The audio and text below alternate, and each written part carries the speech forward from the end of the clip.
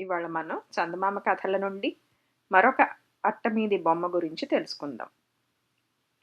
లక్క ఇంటిని తగులబెట్టిన భీమసేనుడు హిడింబవనంలో తన తల్లిని సోదరులను కనిపెట్టుకుని ఉన్నాడు.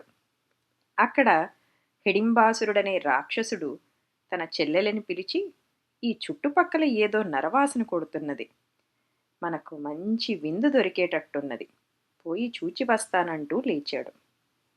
అందుకు హిడింబి, అన్నా, ఈ పాటిదానికి నీవెందుకు, నేనే పోయి వస్తావుండు అంటూ బయలుదేరింది. దూరం నుంచే హిడింబి భీమసేనుని సుందర రూపం చూసింది. చూడగానే అతనిని పెళ్లాడాలని కుతూహలం కలిగింది. వెంటనే ఆమె ఒక అందమైన చిన్నదాని రూపం తాల్చి భీమసేనుని వద్దకు వచ్చి కుశల ప్రశ్నలు వేస్తూనే తన అభిలాషను వెల్లడించింది. పెళ్లి విషయంలో పెద్దల అనుమతి కావాలని చెప్పాడు భీమసేనుడు. ఈ సంభాషణ జరుగుతూ ఉండగానే హిడింబాసురుడు అక్కడికి చక్కా వచ్చాడు. తన చెల్లెలు భీమునితో ప్రీతిగా మాట్లాడటం చూచి గర్జించాడు.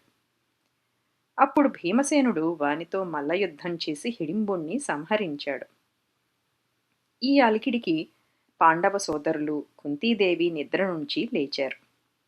కుంతి ఎన్నో ప్రశ్నలు అడిగేసరికి హిడింబి అనే ఆ సుందరి ఎంతో ఒప్పిదంగా సమాధానాలు చెబుతూ వచ్చింది. ఆమె పాండవుల చరిత్ర అంతా తొలి నుండి తుది వరకు వెల్లడించేసరికి ధర్మరాజు ఆశ్చర్యపోయి, ఇదంతా నీకెలా తెలుసు నని ప్రశ్నించాడు.